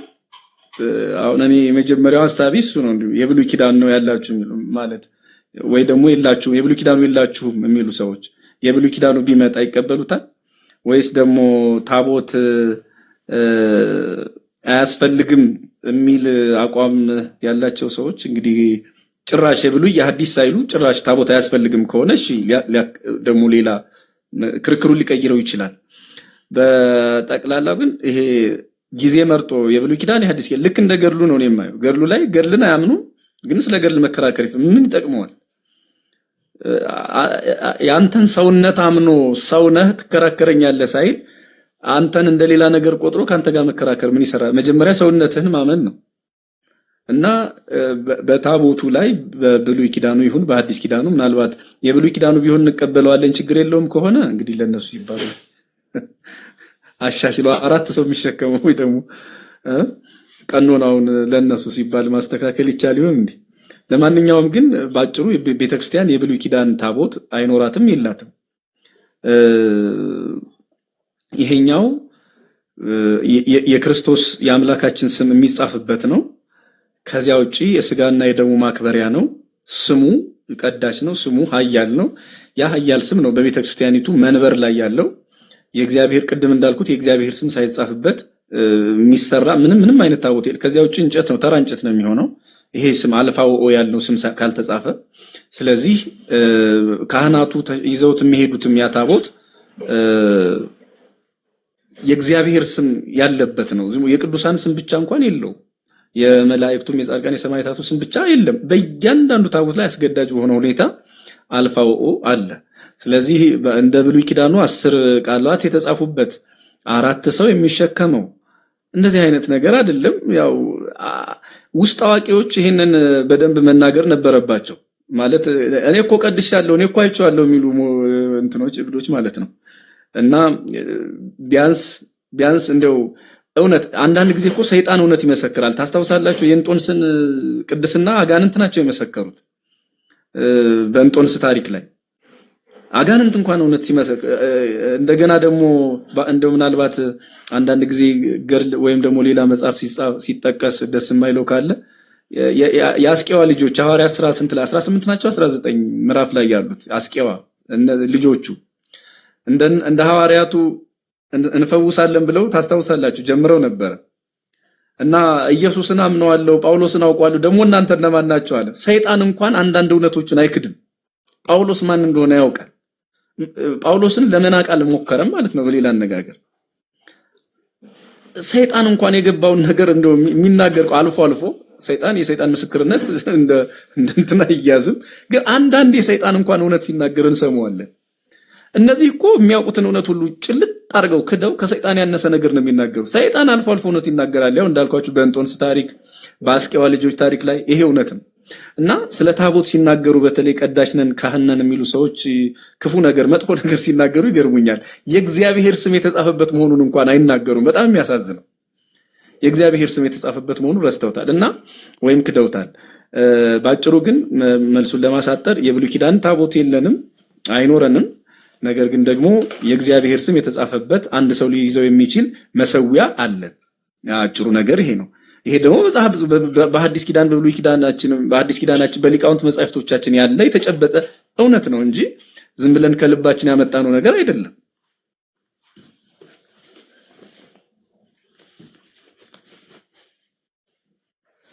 ጨርሻለሁ። መኩ ተመለሳለህ? መኩ እግዚአብሔር ያክብርልን። በደንብ ተመልሶልኛል። እግዚአብሔር ያክብርልን። እንግዲህ እዚህ ውስጥ ያላችሁ የሰማችሁት ሁላችሁ የብሉይ ኪዳን ታቦት እንደሌለን በዚህ እንዳይቀጥፏችሁ ማለት ወደ ቤተክርስቲያን ሊጨመሩ ላሉት ብዙ ክርስቲያኖች ስላሉ ማለት ወደ ቤተክርስቲያን ሊመጡ ያሉ ከፕሮቴስታንት ማለት ነው ክርስቲያን ለመሆን ያሉ መንገድ ላይ ያሉት አሉ እና ብዙ ጊዜ ይሻውዷቸዋል። አይ እነዚህ ናቸው ተብሎና አሁን እንግዲህ በግልጽ ተመልሶላቸዋል። ይኸው የቤተክርስቲያኒቱ ሊቀ ሊቃውንት የሆኑት በመምህራችን ተመልሷል። እግዚአብሔር ያክብርልን፣ ቃለ ሕይወት ያሰማልን። መምህሬ ቀጥሎ እናቱ። እሺ ትንሽ ካሜራውን ከፍ አድርገው መኩዬ፣ ተቆርጧል ጭንቅላትህ።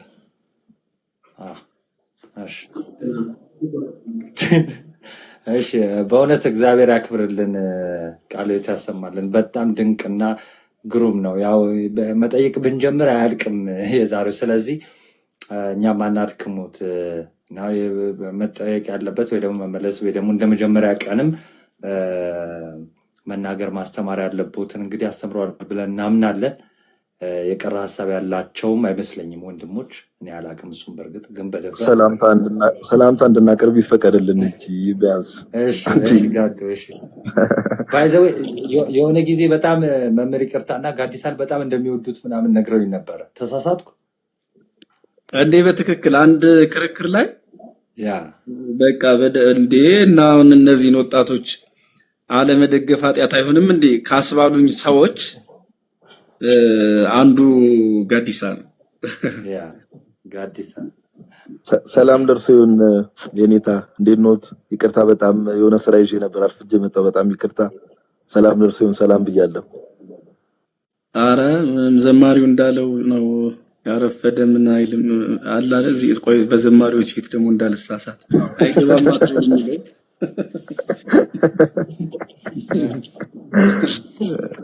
ስላገኘሁት ደስ ብሎኛል መምህርዬ፣ በጣም ደስ ብሎኛል።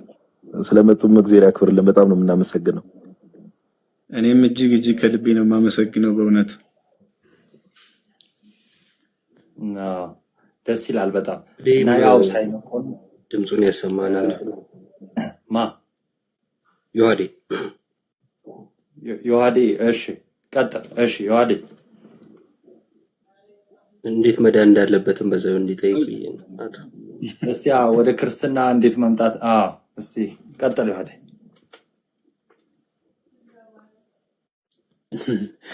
የኔታ እንኳን ደህና መጡ። ስላገኘኖት በጣም ደስ ብሎናል። አለው መቆራረጥ ጀመረ አይ አለ ስከፍት አለ እኔማ ወደ ብሉይ ተመለስኩ እንደገና ከመጀመሪያው ብዬ ነበረሽ። ይሰማል የኔታ እንኳን ደህና መጡ። መልኩ ዝቅ በለለት። እንኳን ደህና ቆየ ዮሐድ። ሰላም አለ? እንዴት ሰነበትክ?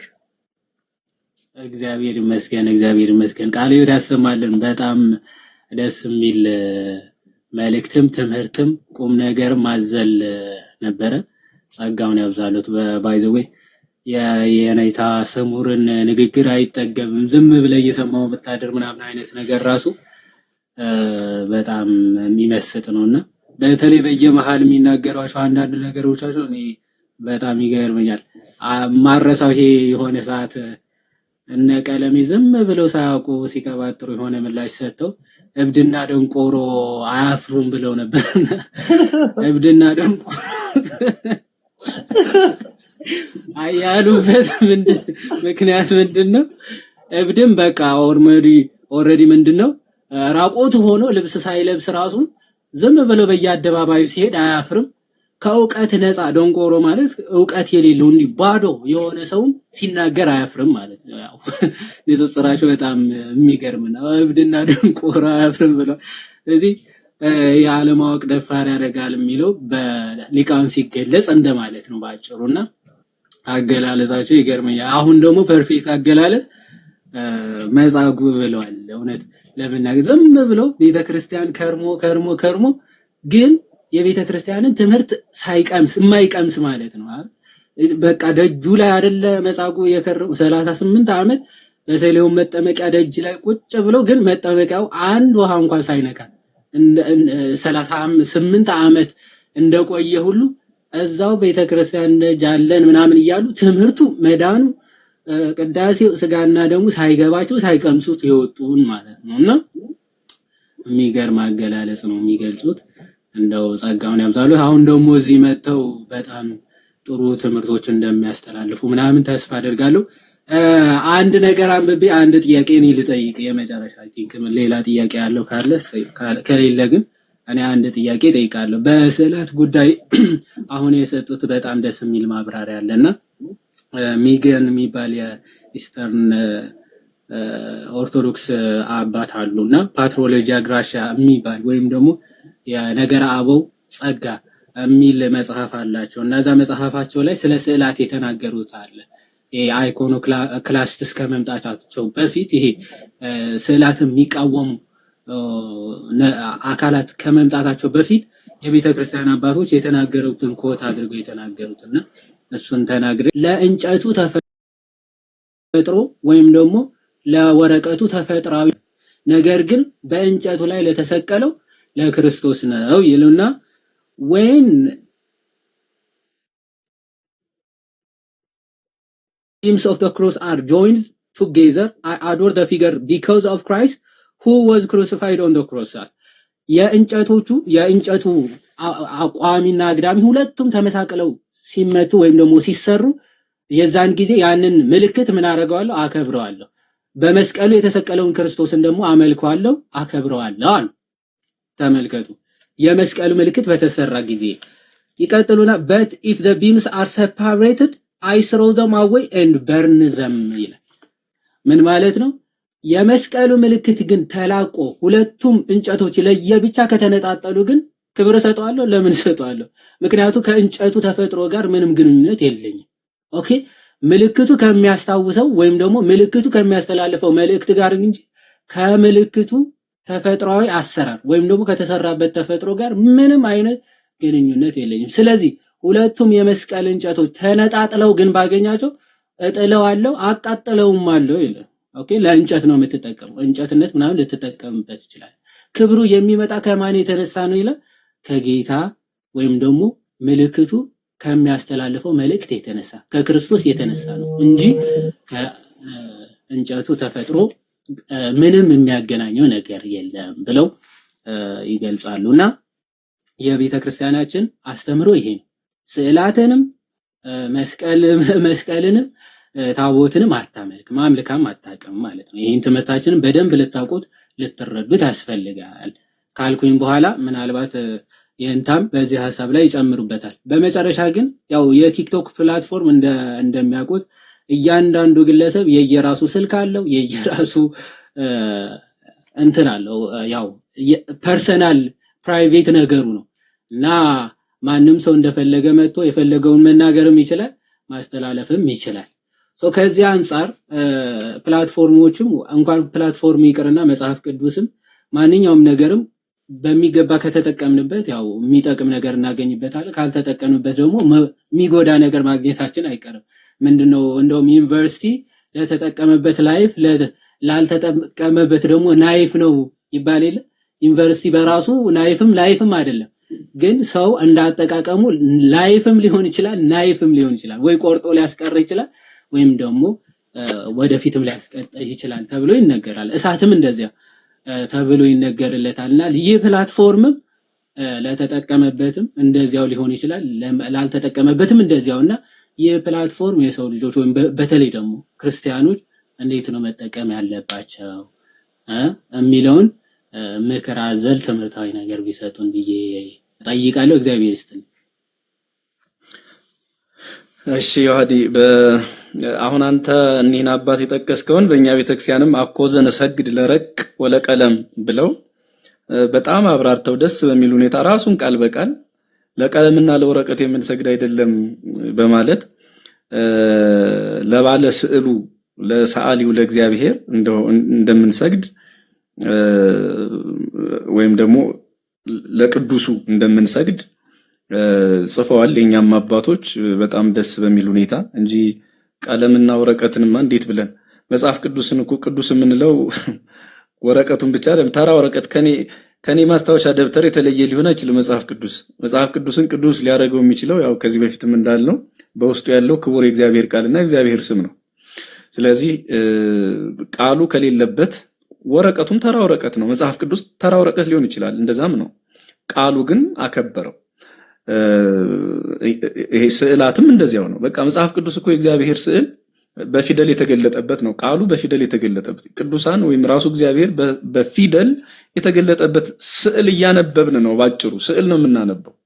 ፊደላት ስዕላት ናቸው። ምንም ሌላ ትርጉም የላቸው ስዕላት ናቸው ፊደላትና አንተ ያልካቸውን አባት የኛ ቤተክርስቲያንም አባቶች እና አባ ጊዮርጊስ ተጠቅሙበታል ለማለት ያህል ነው። ምናልባት ወደዚህኛው በቲክቶኩ ስንመጣ መግቢያዬ ላይ እንዳልኩት ይሄ ዓለም መቼም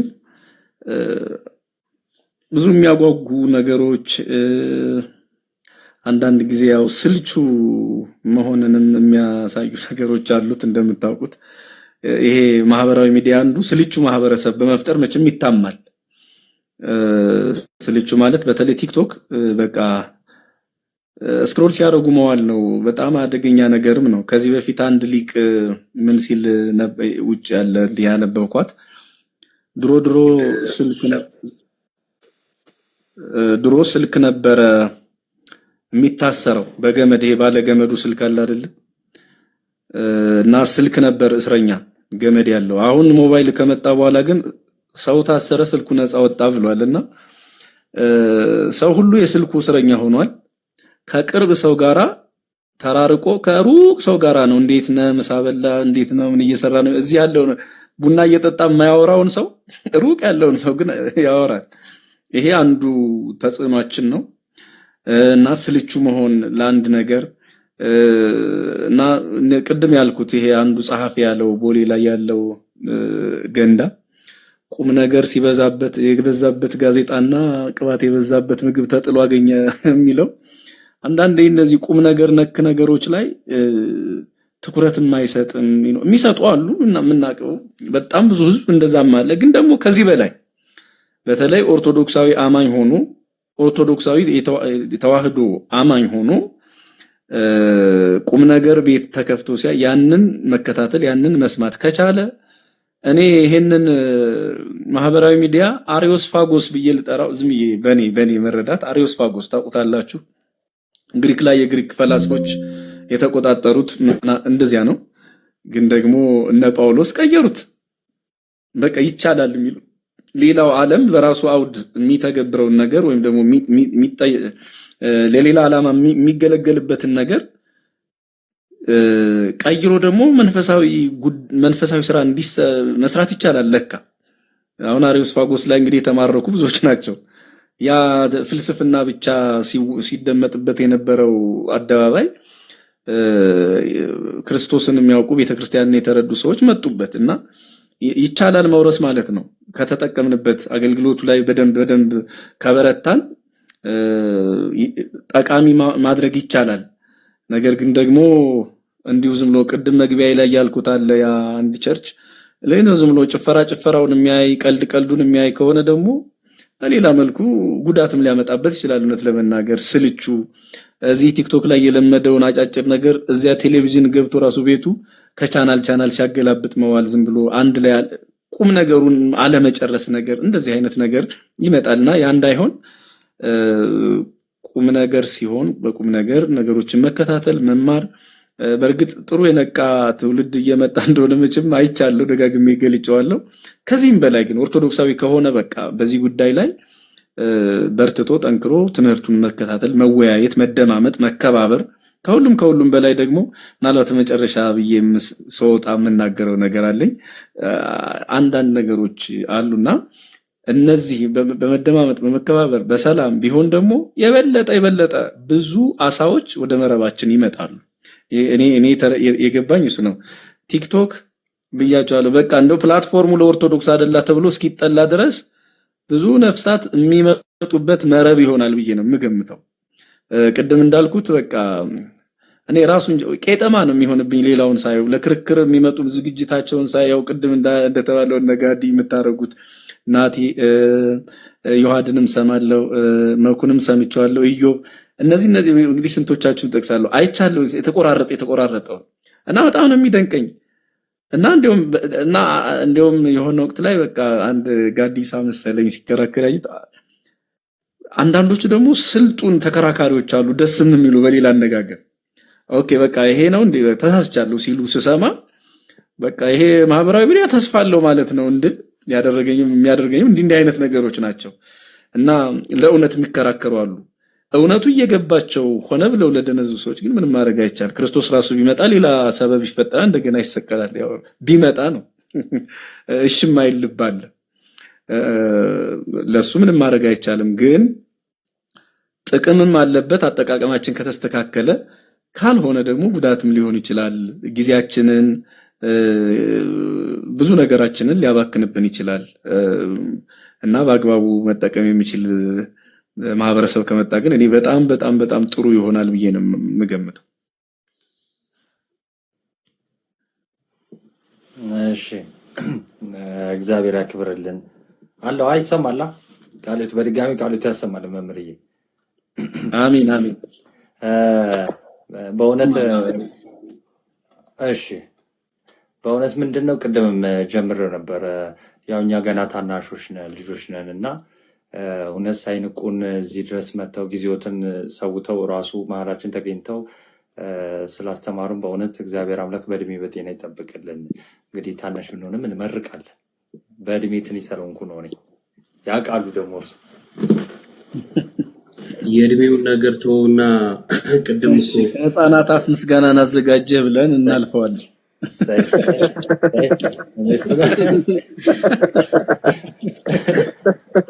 አሁን ትራዲሽን የእውቀት መሆን አለበት አይደል? ምን አለ